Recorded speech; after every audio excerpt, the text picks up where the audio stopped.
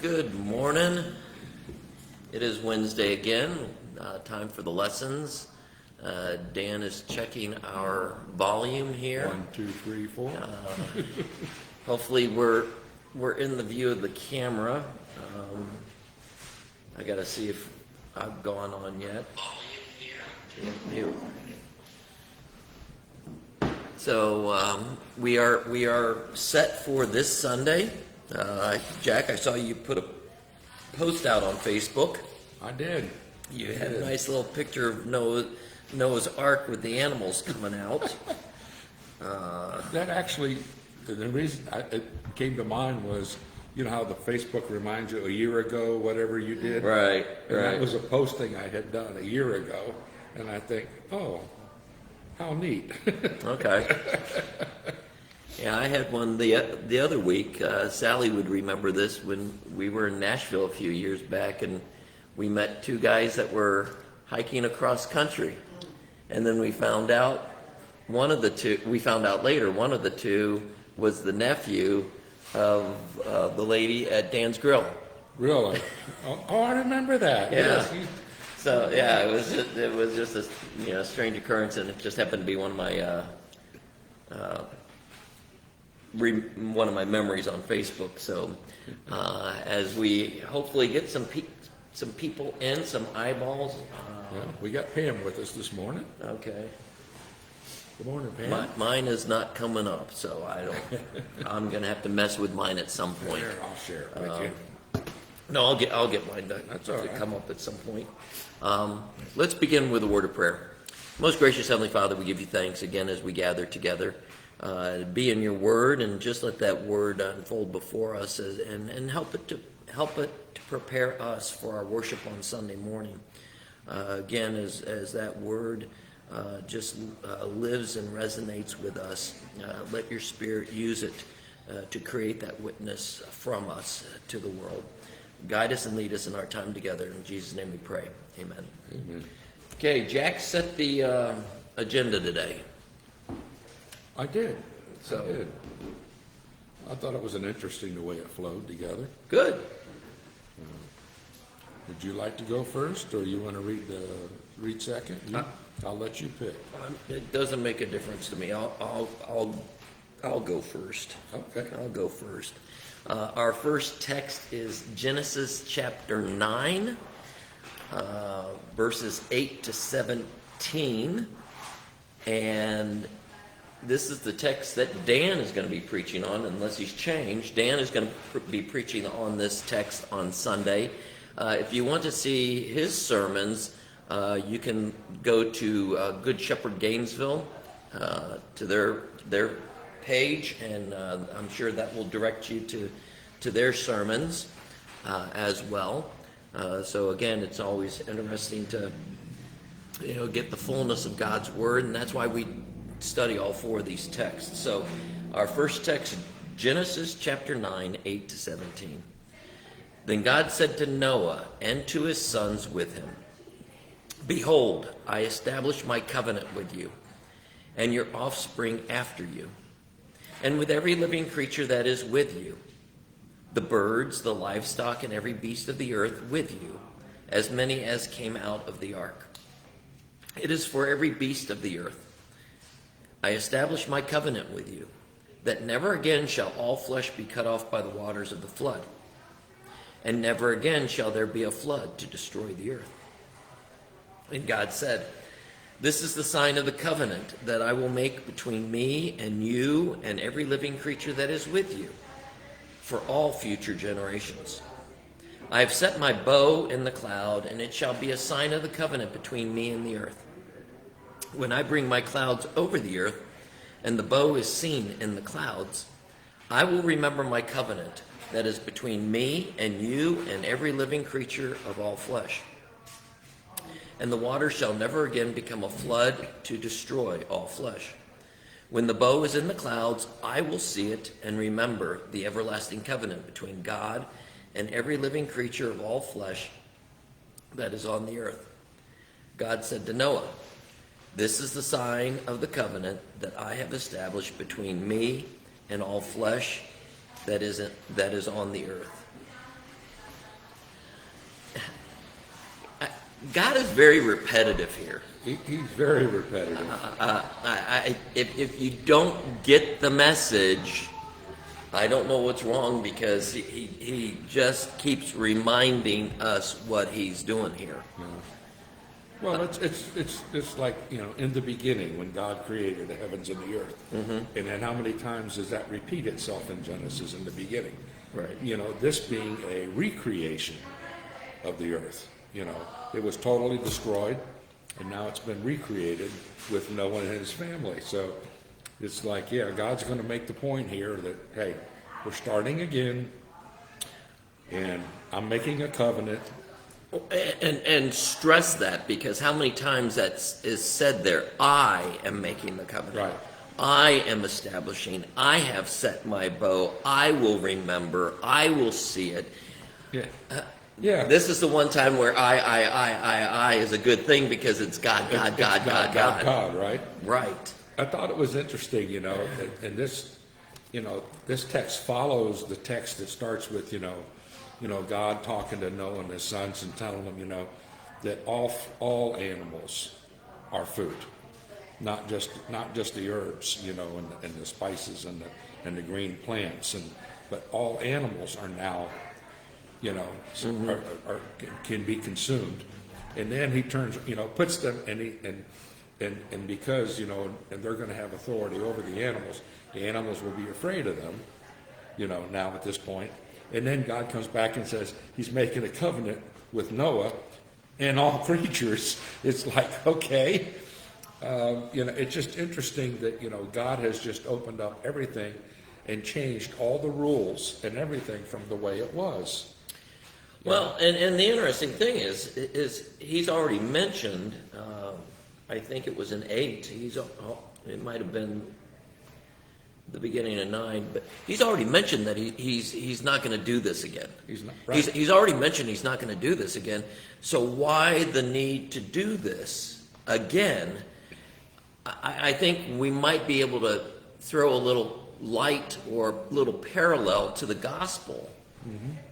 For this week, that and it's true about us. Sometimes when God acts, we don't get it. We don't get it. I mean, God could have simply said, "Never again will I make a flood," and His word never changes. That would have been it. Right. He doesn't have to repeat it. He says it once, it's good. But then He turns around and not only says it, but then He says, "I'm going to make a covenant." I mean, right. Yeah. And again, very familiar text. We've heard this text before. We've read this text before. But again, when you sit down with it and you get this, we so often think of the rainbow being a sign for us. But you read this text, that bow in the sky, who's it the sign for? It's for God to not remember, but recount. Okay, because God doesn't forget. Right. It just but interesting, the sign of the rainbow, the covenant. Okay, can you imagine? Okay, now prior to the flood and the rains, the watering was done from the streams and the mist coming up from the ground. Right. Okay, so all of a sudden this rain comes down from the sky, and it's 40 days and 40 nights, and it's flooded. Can you imagine the next time the thunder starts rolling and the dark clouds come in, and Noah's going to be shaking in his boots, okay? Right. And he's going to say, "Where's the rainbow? Where's the rainbow?" Well, and just thinking of current news, I mean, imagine the people over in Germany. Imagine the people up in the Northeast. When they get the forecast that rain's coming again, there's probably some of that sense. It's like, but again, I think this text is a reminder to us that, and I hate to steal from the psalm already, God is good. He's all the time. God is good. God is good. Yeah. Yes, are there sometimes we don't understand? Right. Yes. Oh, by the way, that pops up in the Ephesians text, the epistle text. Sometimes the way he does things, sometimes the way he says things, sometimes the way, when God acts, it Yeah, right over our heads. right over. Right over our heads. And I just thought it was interesting, though, and it does lead into the song. I mean, exactly like you said, but, the Lord says, I'm going to put my bow in the sky. Now, when we see a rainbow, we only see half of it. A rainbow is actually a full circle. So God's looking at a full circle, and he calls that his bow. Mm-hmm. But for us, we only see half, as it would look like a bow in the sky. Well, and I think the bow is a reminder of the covenant. Mm-hmm. But because it's heavenly, I think it really should be the reminder of how good God is. Absolutely. Yeah. And so when we look at the bow, we are reminded how good God is. Mm-hmm. That his works are to achieve his purposes. Right. I'm not gonna. I'm setting a tease here. Dan and I talked on Monday, and he's got an interesting thing he's going to do if he's still going to do it with the bow. It's in the text. It's in the text. So you're gonna have to watch his sermon to see what he does with the bow, because it makes a lot of sense, and it will be a great move to the gospel. That's all I'm going to say. So watch his sermon. Watch his sermon on Sunday. So yeah. So God speaks, but he also puts his signature. Yeah. On what he speaks. I mean, he speaks it. He puts a covenant to it, and then he multiple times it's like, are we that hard-headed we don't get it? And that kind of leads us to Ephesians text for today. Are we so hard-headed we don't get it? Are we hardened?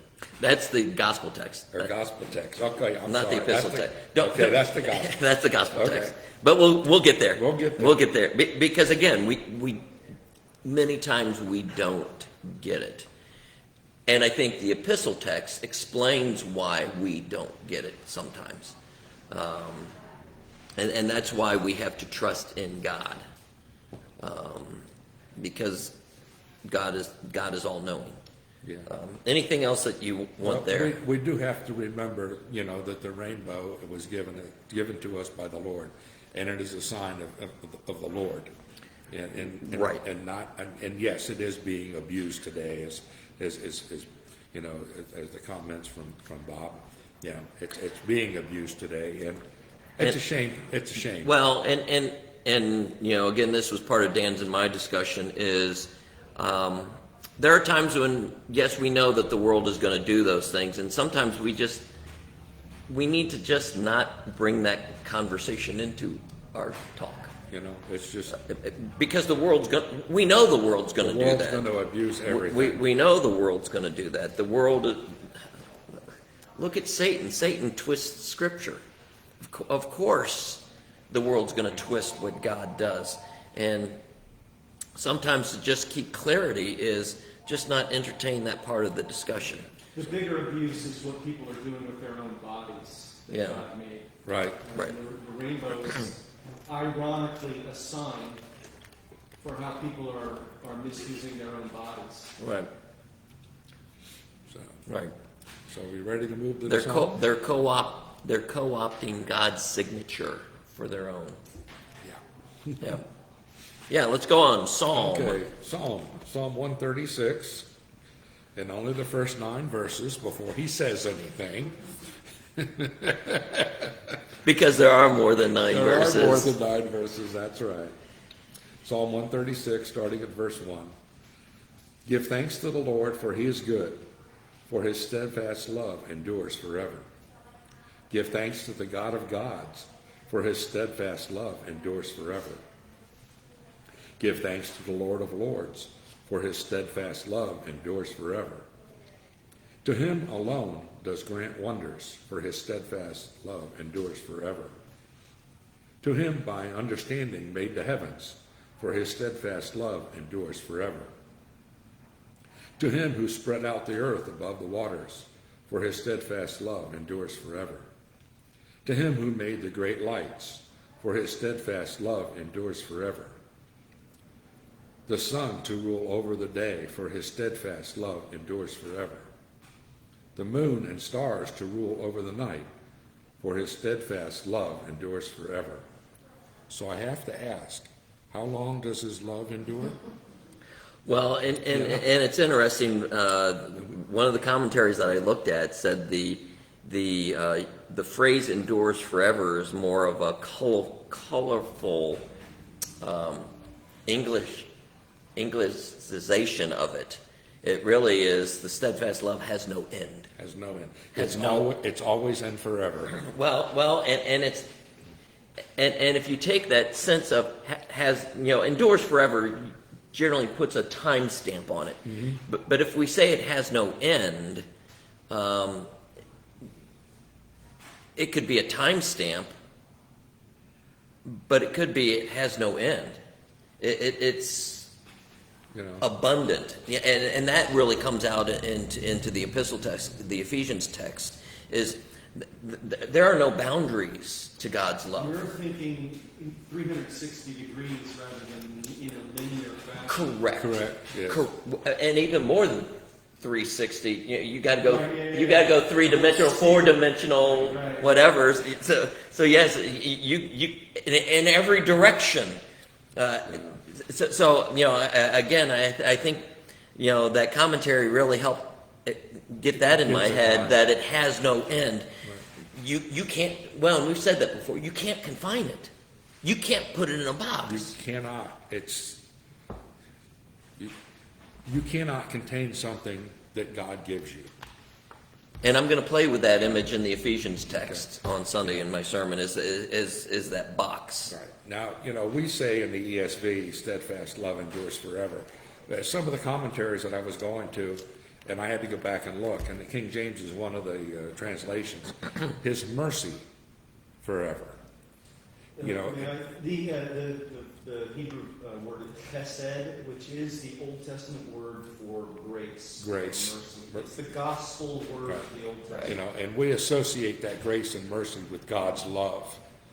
But sometimes I think, it's, yes, God's love, but mercy means so much more. To me personally, when I think of God's mercy, yes, it is his love, but it's also his kindness. It's more of an attribute of action than just, because when I say the word love, I think of it as a feeling word, not an action word.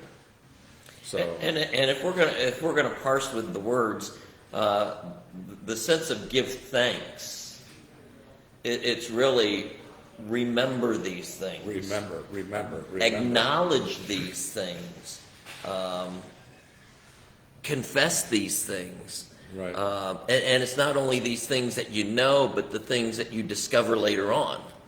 Right. It might not be in your understanding right now, but again, this is the expanse of God, to know that our tiny little brains can't comprehend the fullness. Oh, by the way, that's in the Ephesians text. Yeah. They cannot comprehend the fullness of God, and this is just a small picture. This is in this text, because again, it gets into some of the Israelite history, but this portion is just about creation. Right. Which ties in the Old Testament text with the flood, and then the text in the gospel about the calming of the storm. And we have, we actually have, we say in verse 1, give thanks to the Lord. In 2, it's, give thanks to God. And then in 3, it's, give thanks to the Lord. But if we look at that and break that down, in verse 1, it's give thanks to the Lord Jehovah, which was the national name for God, so that anyone who would hear this would know that it's the God of the Jews. All right. In verse 2, it's Elohim, which is the supreme God, which is the mighty, and he's a mighty God over all gods, the supreme. And then in verse 3, it's, I'm going to say this right, Adonai. No, it's Adon. It's not Adon. Well, it's still Adonai. Yeah. Same word. Which is the sovereign or the controlling or the master, if you would. So it's you're saying that he's the God of gods. He's our God. He's our God of gods. He's our controller. He's our master. Give thanks to him because his love endures forever. Well, and you pointed out before, because again you were parsing out the steadfast love. To me, there's two qualities. He's good, which is just part of his state of being. He's good. He's a good God. It's part of his characteristic. But as you mentioned before, it's that activity that shows his goodness. Right. So yes, he's a good God, but he's also a very active God. His steadfast love endures forever.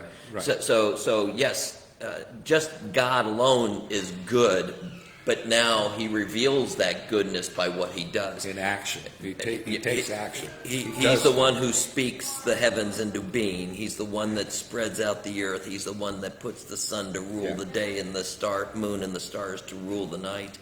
Yes.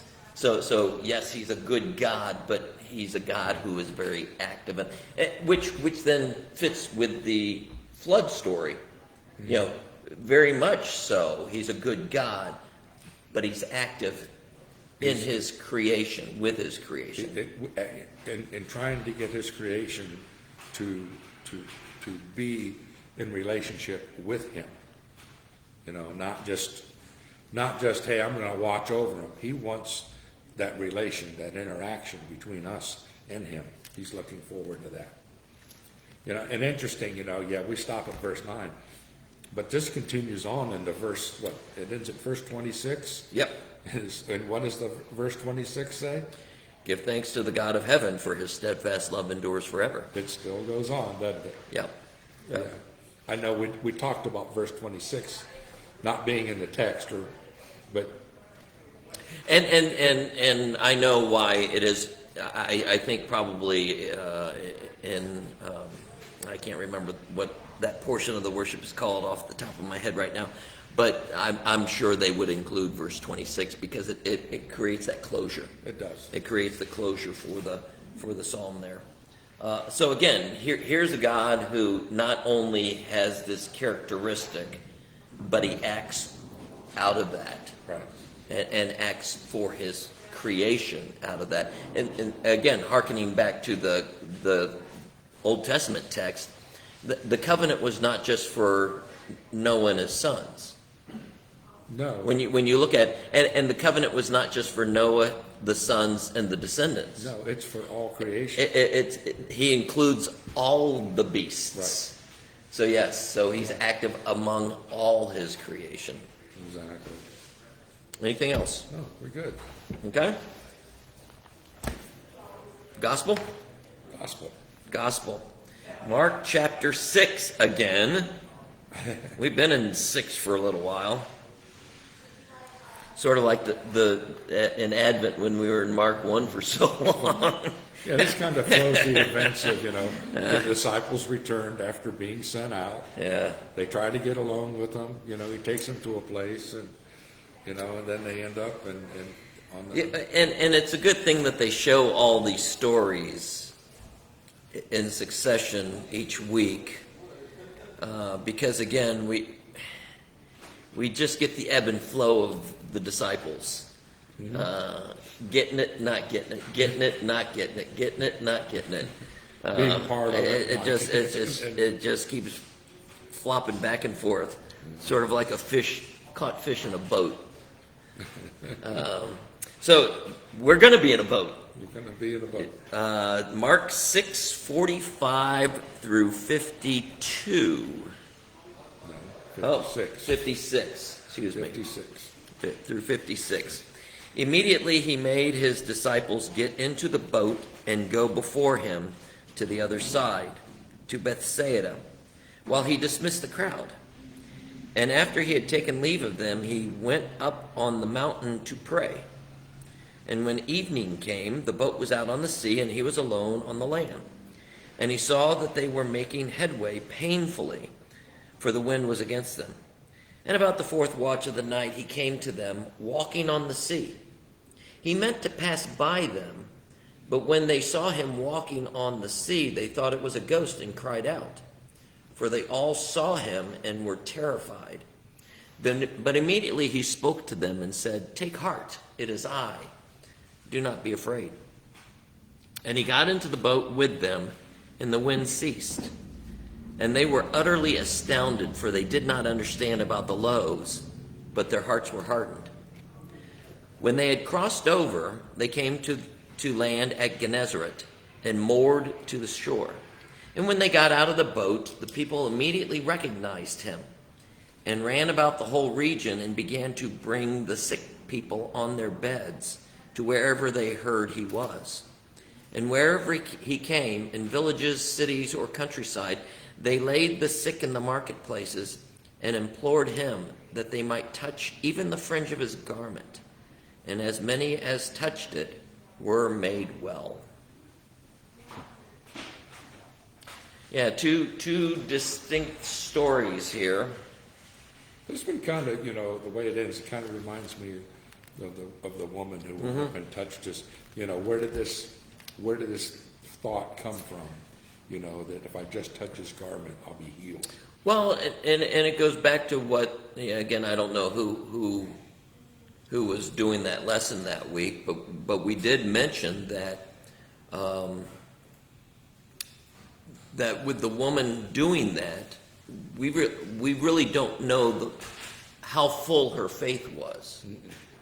But the faith was there enough to know that she recognized something about Jesus. And same way here. Same way here.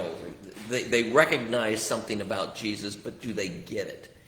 And I think that's where these two stories have sort of their play against one another. Because the disciples seem to be, confused and not really getting it, but yet the people are gathering and they're the ones that are not close to him. Right. The ones who are spending every waking hour with him are the ones who are struggling to understand who he is, where the ones who aren't spending nearly much time, they're just hearing things. Right. They're the ones that, are starting to put pieces together. Right. In this. And so... I look at the people and I say, faith, hope, and trust. They're coming and, they're coming to him. There's a lot of hope there. This is going to happen. Right. I'm going to, maybe a little faith, maybe a little trust, but, greater in the hope of something that's the way I read the text. Right. Where the disciples are, they've been sent out, they've done these miraculous deeds, they've returned, and this is all, and they've seen the bread and the fish, and they've passed it out. They were included in that ministry. Yeah. They were a partner in that ministry. But I can't understand how they couldn't get it. And then I look at the people and I say, well, the people are getting it because they came and gathered to hear his word. But sometimes being part of something, you miss out on things. And I can give you an example of that on Sunday mornings. Okay, on Sunday morning, when I'm back there with the video and the sound. I thought you were going to go there. It's difficult for me to focus in on the whole worship service, where someone else just sitting in the pew is there and can take it in. And I'm not saying that because when the sermon comes, I get the sermon. I can sit back and I can just, but the other part of the worship service, I'm interacting, with you and the going on, and sometimes it just flows and you miss it. And I'm wondering if the disciples, because they're involved in the flow of it, they're missing it a little bit. They don't have that. Are they actually sitting and listening to it, or are they actually doing things with the crowd as Jesus is teaching them? So basically, can we be too close to something where... I don't... I don't look at it like I'm missing out on something, because I look at what I do as a service to the Lord. And that's where I need to be, and that's what I need to be doing. And I know that the Lord is going to feed me at other times. I don't think it's too close. I think it's just, there's times to be doing, and there's a time to be giving, and a time to be receiving. But that's the sense. Can we be so close that we're so wrapped up and involved in our thing that we lose sight of the thing? For example, my situation on Sunday was, I had written my sermon, and that sermon changed who knows how many times between Friday and Sunday morning. Right. And I was just in knots prior to worship on Sunday morning. I'm usually in knots anyway, just because of the importance of proclaiming the word. Right. But because of how much that was changing, I was just in knots. I was the disciple in the boat, seeing the ghost and crying out. And what God does is, in the midst of confession and absolution, in the midst of the hymns, in the midst of the hearing the word, in the worship service, that's the moment where Jesus speaks to them and says, "Take heart, it is I. Do not be afraid." Do not be afraid. And that for me on a Sunday morning is that time prior to is I'm the one in the boat in the chaos. And I'm making headway painfully, and I found I looked up different ways that could be translated. They were straining. That's what I was doing Sunday morning. I was straining because this sermon wasn't sitting right. Another way is torturing yourself. And I was doing that. I was being the disciple in the boat. The wind was against me. Right. I'm struggling, and Jesus comes in that moment of confession and absolution. He comes in that moment of singing the hymns where his word comes to me, comes to the moment of the reading of the word, and he says, "Hold on, take heart." That it can also be translated, "Be of good cheer. Be of good cheer. It is I." Well, see, that's you've gotten so centered on yourself that you've lost sight. You're overthinking it so much. Yes. And putting that burden upon yourself. Yes. And you really just want God to use you as the instrument or the tool to have his word flow through you. Mm-hmm. Okay? But we get so wrapped up in, we got to get it right, relying on ourselves rather than relying on him. And that's where then the second half of this, the people saw him. Saw him. They saw him. Yes. They recognized him. They ran to him. Right. Wherever he was. They knew that what you said three things, faith, hope, and trust is in him. However well or partial it might have been, we don't know. I mean, where the disciples were focused on, they were focused on him. And I think that's really where we need to draw. See, and that goes back to text that we've read previously. They went out and they did all these things, but they haven't had time to go through and just talk with Jesus one-on-one and recount what they were able to do through the Spirit working through them. Because when they got back, what happened? Boom, boom, boom. All these chain of events immediately. Well, the text does say that they told him all that they had done, so there was some time in there. So who knows how long that was? But yes, and that's what for ministry for us. If y'all don't realize it, Sunday morning there's such a rush after preaching that sermon, after finally proclaiming it. There's that rush of this is good. Yeah.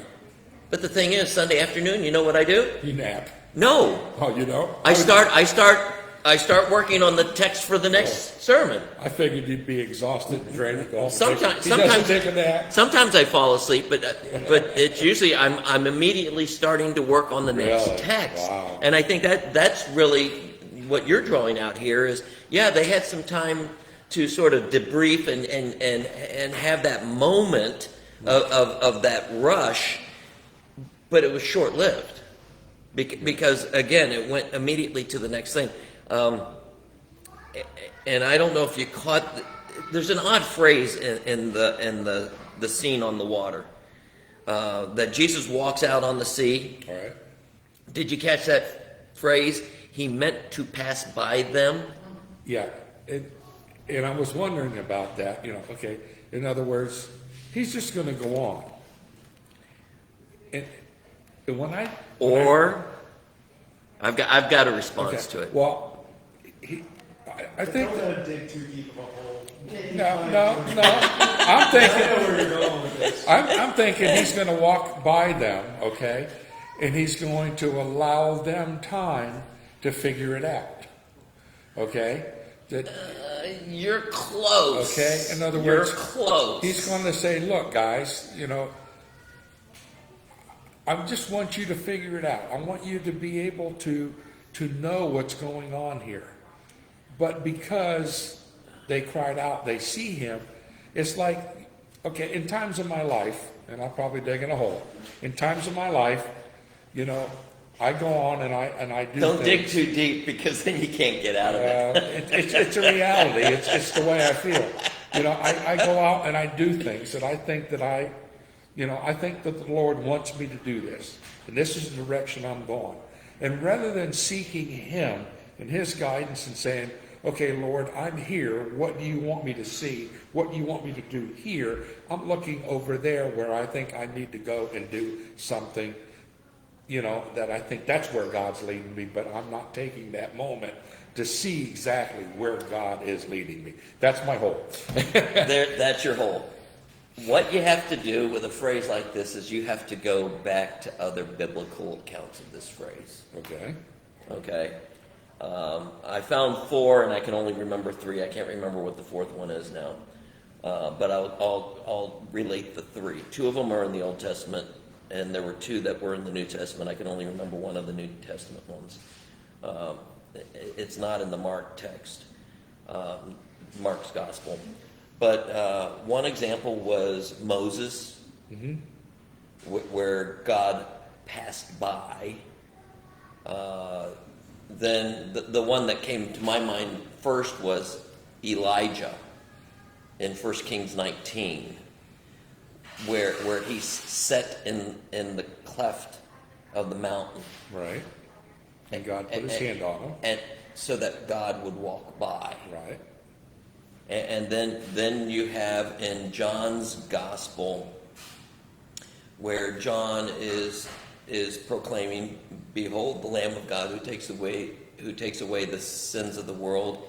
And in that text it says, "And Jesus passes by." Okay. Before he says that. And really the sense of passing by is what you were talking about. It's that sense. It's not giving them time, but that passing by is the sense of God's wanting to reveal himself. God wants his people to know him. So the passing by is a motion of God for us for him to reveal himself. And so, yeah, it sounds a little odd here that why didn't he stop by the boat? He's passing by because what is he about ready to do? He's about ready to reveal himself. Right. And guess what? They still don't get it. No, it says something about they didn't understand the loaves, which, if you just take that one verse, like, what are you saying? For they did not understand about the loaves, but their hearts were hardened. What did the loaves have to do with the hardened heart? Well, it has everything to do with it. Right. But if you just read it and gloss over it, you don't get it. You gotta think it. You've got to let the scripture, kind of envelop you and say, You were there. You witnessed all this. You actually took part in it, and you still don't get who he is. You were invited to be part of it. Yeah. Because God hands him the stuff. He says, first of all, he invites them in by saying, you feed them. You feed them. And then secondly, he invites them in by, when he blesses it, he hands it to the disciples to disperse it. So they are again, this is that idea of being in the boat. The symbolism of the boat being the church. You know, the church doing its thing. It's not easy. It's not easy. Yes, sometimes you're rowing against the wind. Yeah. But he says, you feed them. And they realize in their futility, there's no way they could. And yet he does it. According to human means. Right. But, and then he does it, and they still don't get it. Right. Well, and that's then when you get to verse 50, for they all saw him and were terrified. Well, they thought it was... Again, I always like looking up how else could that word be translated. They were confused, they were unsettled, they were stirred up. Stirred up. Stirred up. Stirred up. Yeah. Yeah. And one of the other words I had was insane. Oh, there you go. There you go. Are you kidding me? You're nuts.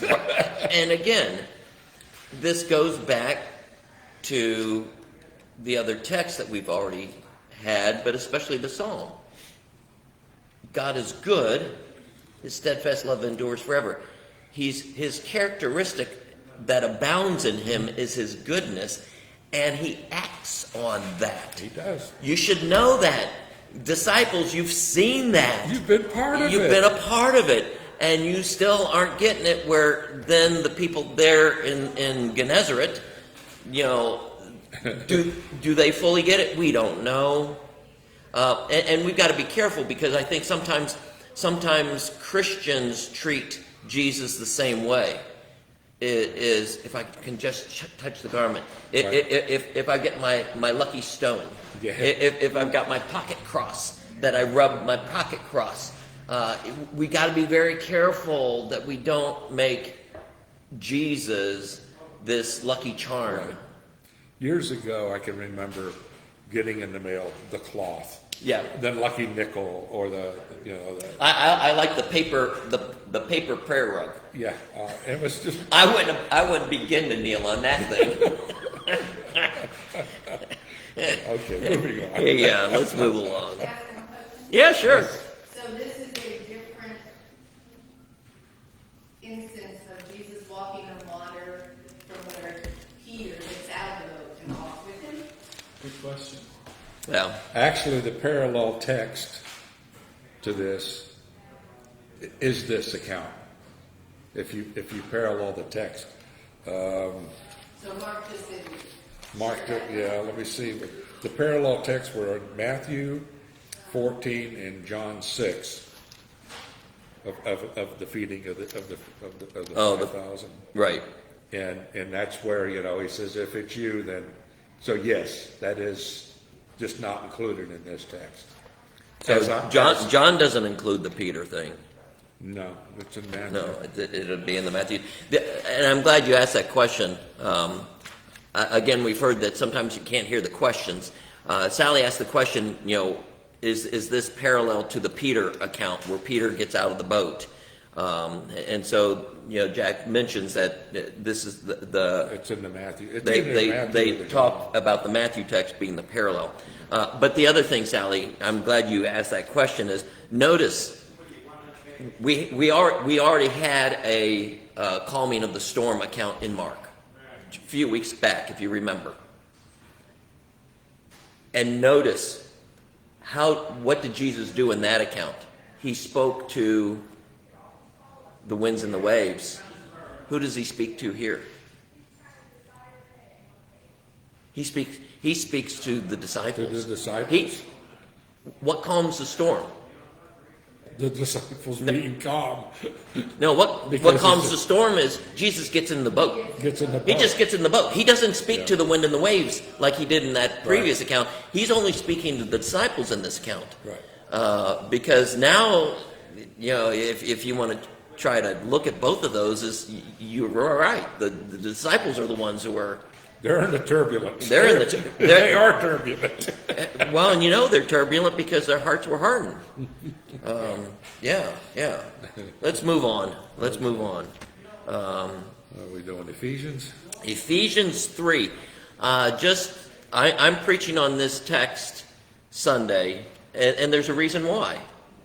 Because Saturday is the 15th, 16th anniversary of my ordination. And this was the text that was preached at my ordination by Pastor Dennis Goff. So I thought, in memory of the anniversary of my ordination, There you go. I'm gonna preach my ordination text, which is very fitting for the direction of where the text really goes. So, Okay. Ephesians chapter 3, verses 14 through 21. For this reason, I bow my knees before the Father, from whom every family in heaven and on earth is named, that according to the riches of his glory he may grant you to be strengthened with power through his Spirit in the inner being, so that Christ may dwell in your hearts through faith, that you, being rooted and grounded in love, may have strength to comprehend with all the saints what is the breadth, length, and height, and depth, and to know the love of Christ that surpasses knowledge, that you may be filled with all the fullness of God. Now to him who is able to do more abundantly than all that we ask or think, according to the power at work within us, to him be glory in the church and in Christ Jesus throughout all generations, forever and ever. Amen. I love that doxology. for this reason. What's the reason? Jesus, the gospel, the good news. You know. Well, and that's the, again, Dan shared one that he had heard from a prophet at the seminary. Whenever you have the word therefore, what is the therefore? Oh boy. If we go back to, because how often does Paul do this? He starts a portion of the text referring back to something that he's already spoken about. Right. And sometimes you have to go way back. This one, I'm not going way back. In fact, on Sunday, my gospel move will be using a portion of the text just previous to this. I was going to say, if we just go back as far as verse 6, this mystery is that the Gentiles are fellow heirs, members of the same body, partakers of the promise in Christ Jesus through the gospel. That's the reason. I'm not going that far back. You're not going that far back. But I could. I would go back to chapter 1, verse 2 as the for this reason, because it's not the first Right. for this reason either. Right. This whole thing is The whole thing ties. Right. I'm just going to go back up to verse 8. And to me, this really encapsulates what he's the basis for everything here. This grace was given to me to preach to the Gentiles the unsearchable riches, there's the connection into the text, the unsearchable riches of Christ, and to bring to light for everyone what is the plan of the mystery hidden for ages in God who created all things. There's our connections to the other texts. So that through the church, the manifold wisdom of God might now be made known. So the unsearchable riches, and this is really what is confounding. This is what connects it to the gospel is, can we truly get God? Can we truly understand God? Not in this body I can't. And that's where you go to verse 18. That you may have the strength to comprehend with all the saints what is the breadth and length and height and depth, and to know the love of Christ that surpasses knowledge, that you may be filled with all the fullness of God. How big is God? And how often do we try to put God in our box? Right. And how short and narrow and, take those dimensions and just shrink them down with our understanding. I just thought this text was interesting in the fact that, when Christ was here on earth, and when he was walking and teaching and ministering to people, he always pointed to the Father. Always pointed to the Father. You know, and now this text here, for this reasons I bow my knees before the Father. You know, and then talks of Christ dwelling in us, but who Christ is the Son of the Father. But the connection to the Old Testament text is in that verse 15, right after what you just said. I bow my knees to the Father. In other words, I'm praying, I'm worshiping. Right. You know, however you want to interpret that bowing the knees. I'm looking at it as a prayer. Right. From whom, here's the covenant, from whom every family in heaven and on earth is named. Right. When you are named, We're named at our baptism, are we not? right, and that naming that means he takes ownership of us. Exactly. How much greater can that be? He has Yeah. taken ownership of us. You know? And can we fully comprehend that? That's why the disciples were struggling. That's why the Pharisees and the Sadducees struggled. Yeah. That's why we struggle. That's why we who try to proclaim this word, we struggle, because we're trying to grab a hold of it in enough of a sense to proclaim it. And that's where we have to rely on the Holy Spirit. And again, that comes out here. We've got to rely on this, you're strengthened with the power through His Spirit in your inner being. Inner being. Inner being. Now, when you take that inner being, that's our soul. Mm-hmm. That's, that's the breath that God has given us. So if we're strengthened there, it has to flow out. It just, it just has to flow out. You can't contain that. Right, and that becomes that verse 20. Who can do far more abundantly than we could ever ask or think or imagine. He can do far. You're right. He's pouring so much into us. It has to flow out. It's got to flow out. It has to. Because it's so abundant. He doesn't do things in small measures, except his still small voice. I won't say that he doesn't do things. Yes. Well, and that even the things that seem small aren't, because the small things, what are they? What is God trying to accomplish through the small things? He's going to bring us into relationship, and that's the point, is to reach other people. Right, and that's right? huge. I mean, it's just whether it's just a small action, that we do. We don't know the consequences. Right. One person can be responsible for thousands, or just one other. Well, I read the story of Billy Graham. It was Billy Graham's Sunday school teacher that poured into him.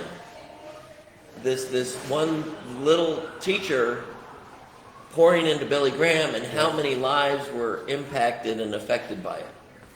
So, yeah. Right.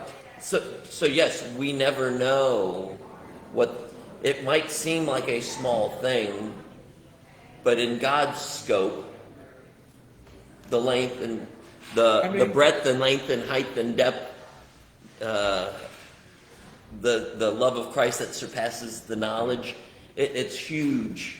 You just don't know. You don't know what one action is going to lead to. You have no idea. Right. I mean, and again, as I've preached recently, so do we need to have a congregation that is busting at the seams with thousands of people?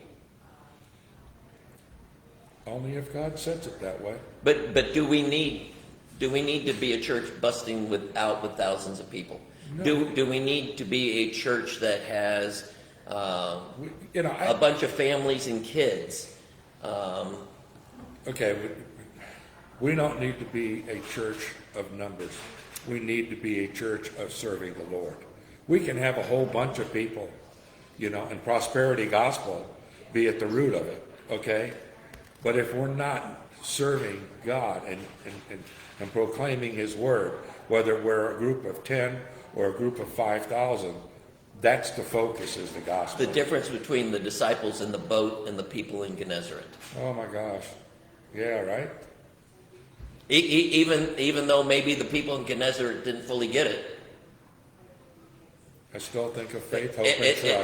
They still it had was something. It was their simple thing, where it was and this is that sense of His steadfast love endures forever. It's huge. It's not just a time thing. It's fully dimensional. Right. It's how a little thing can be a big thing when the hand of God is at work in it, and where the focus is on Christ, and that's what we've got to be very careful, as you say, that as churches we've got to be very careful that what we do doesn't remove the focus off of Christ. Exactly. We don't want to be numbers based. We don't want to be gospel based. And I love that cross that we have up in our sanctuary. You know, just a very nice. How often do I use that? Right. You know, how often do I use that? Because that folks. That's the focus, and that's what needs to be.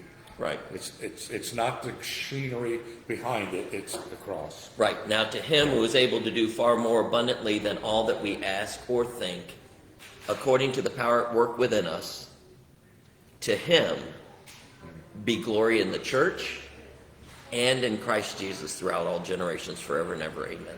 Amen. That doxology, as you said, just a It's beautiful, a good closing point. beautiful doxology. It's a good closing point. Dan, anything else that you wanted to throw in? To me, it's interesting. 18 and 19. Verse 18 says that we may have strength to comprehend.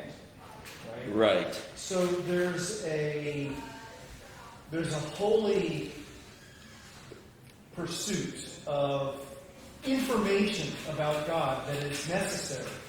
However, he then goes on to say to know the love of Christ that surpasses knowledge. So it isn't that Strive for it, but you're not going to get it. it isn't that head knowledge. So often I hear that faith isn't what it's not doctrine. Doctrine has nothing to do with it. No, doctrine has a lot to do with it. But there's something about the love of God that surpasses doctrine. Right. And both are important. Right. Because you can't comprehend without doctrine. See, But as you comprehend, you begin to see that He goes beyond doctrine. He surpasses doctrine. see, I think doctrine is important. I really do. So does Paul. Okay? But like you're saying, God's love, God's desire for us surpasses that. It Because doesn't nullify it. no, and it's kind of like sometimes when I get back to the Old Testament, and how many laws do we want to put in redefining? And sometimes, and I'm not saying doctrine is a bad thing or misused, but sometimes it can be misunderstood. It can be misused too. Well, it can be misused, but I don't mean that misuse in the sense that man can misuse it, God doesn't misuse it. So Paul says that the way to use it is to be rooted and grounded in love. To being rooted and grounded in love, you may have strength to comprehend the breadth and length and height and depth. Let's just say the doctrine. Right? And if we could get grounded in love, we would understand true doctrine. It wouldn't be our understanding, as we say, we see through the glasses dimly. But what I'm saying, Paul is saying, is that doctrine doesn't get replaced by love. It's not that the church should love instead of doctrine. No. It's that the doctrine is surrounded by love. Being rooted and grounded in love leads to an understanding of the doctrine, which leads to an even more profound concept of the surpassing nature of God. Right. We don't understand the crucifixion. We can't. We can't understand that. We trusted it. But the only way that we can begin to understand it. How did God die? Right. And again, as I said, our doctrines are lenses. Our doctrines are lenses like eyeglasses. It just helps us to try to have some clarity. But again, we never get full clarity. We won't get full clarity until eternity.